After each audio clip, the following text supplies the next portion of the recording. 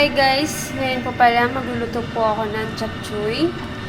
Cabbage, kasama po yung, pinaghalo ko na po yung Chinese pichay. Mukha po siyang luto na kasi inano ko sa mainit na tubig, pinakulo mo na saglit. Tapos nilagyan ko po ng malamig na tubig. Onion, 2 onion, 1 buong bawang. Tapos carrots, isang pirasong carrots, isang sayuti. Nilubog ko rin po ito sa mainit na tubig. Tapos malamig, nilagyan ko. Red bell, 2 klaseng red bell, red at green. Chicken cubes, kalahati lang. Tapos chicken. Tapos mushroom po na galing sa lata. Butter. Gigisa ko na to.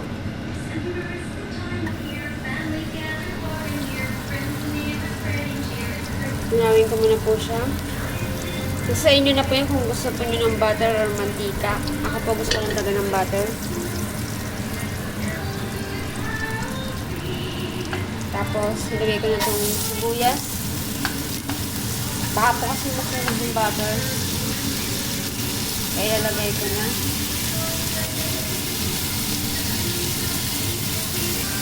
Tapos, haluin.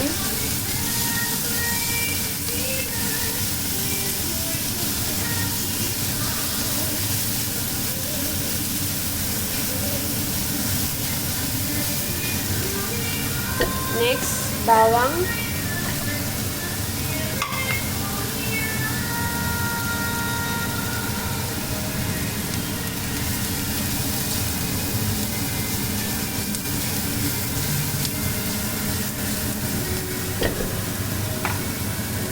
Chicken cubes, halati lang.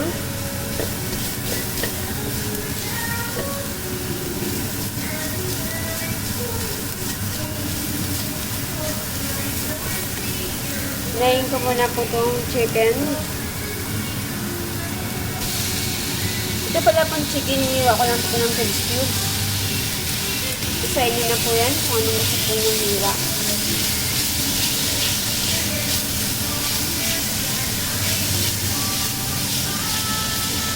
Gigisa ko muna po, takpan ko muna po ito ng saglit, tapos susunod ko ang mushroom. Para lumabas na po yung katas nitong chicken. Tapos tatakpan ko muna po siya. Medyo okay na po itong chicken. Mukhang luto na.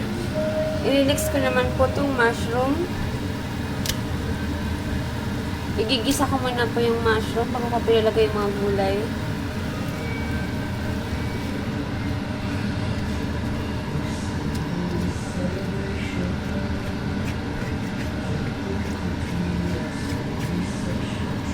Tapos, tatakpan ko po muna siya para po lumabas yung katas. Mukhang okay na po siya.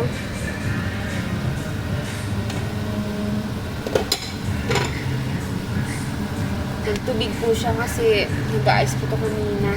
Tapos yung mushroom po galing to sa freezer. Lalakasan ko na po yung apoy niya kasi hinaan ko po ito. Ilalagay ko na po itong carrots, sayuti, pinagsama ko na po sa dalawa kasi para sa po sila matigas. Hindi ko na po tatakpan.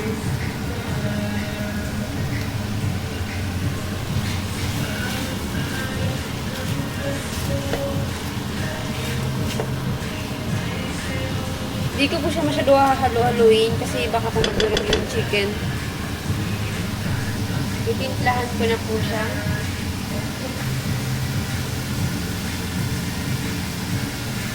Asin.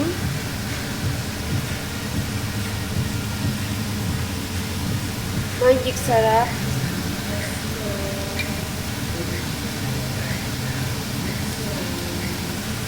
Black pepper. Sa inyo na po yan kung gaano po karami ilalagay nyo yung paminta. Tapos, halo-haluin ko na po siya.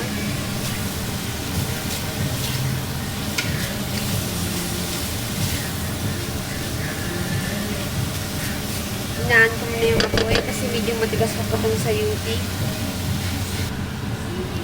Mukhang nasusunog na.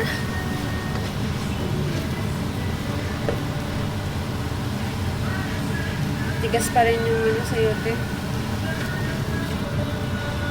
Tatakpan ko na siya guys kasi hindi pa rin ano yung sayote, malambot. Pero wag niyo pong i-overcook yung gulay nyo.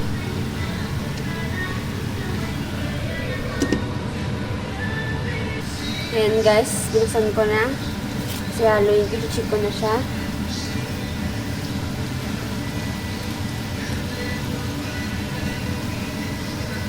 Chimichip yung gulay kung pwede na. Pwede na. Hindi siya pwedeng sobrang lambot. Lalakasan ko na po yung apoy. Ilagay ko muna itong red bell kasi hindi ko pa ito nilablog sa may tubig. Para kahit paano medyo maluto-luto siya ng konti.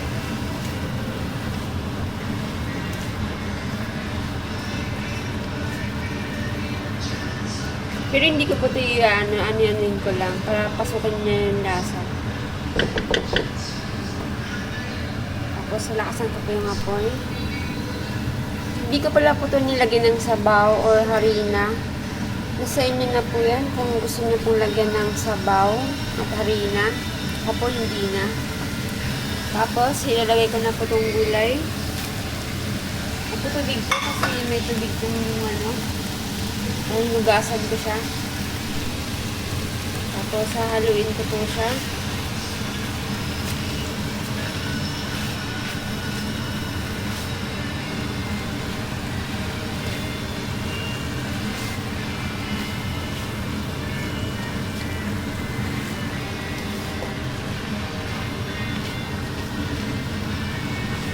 Saglit na lang po ito guys lutuin dahil naluto ko na po ito. Pinakuluan ko po ito sa may tubig.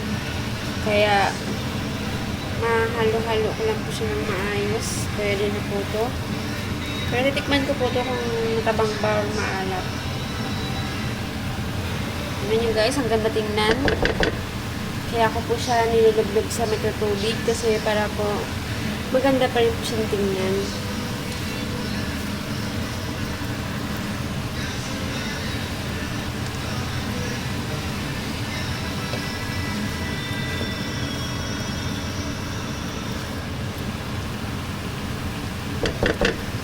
Kuha muna ako ng kutsara. Tikman ko siya.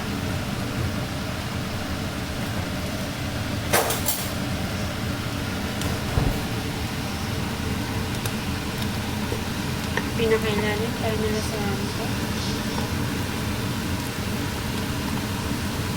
Samahan natin ang chicken at mushroom. Tignan nyo guys, nagtutubig.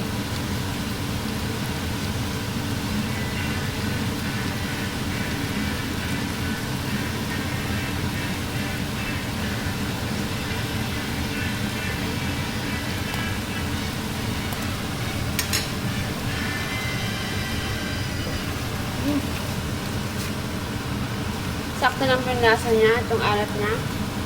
Okay na po yung lasa ito sa akin.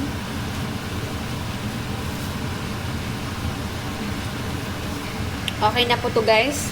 Luto na to kasi okay na po yung sayote niya. Hindi rin matigas, hindi rin overcook. Sakto lang. Tingnan nyo guys, ang ganda tingnan. Makulay. At magugustuhan po to ng mga bata. Kaya try nyo na po. Sana po magustuhan nyo po ang simpleng recipe ko ng chop choy with chicken and mushroom. Thank you guys!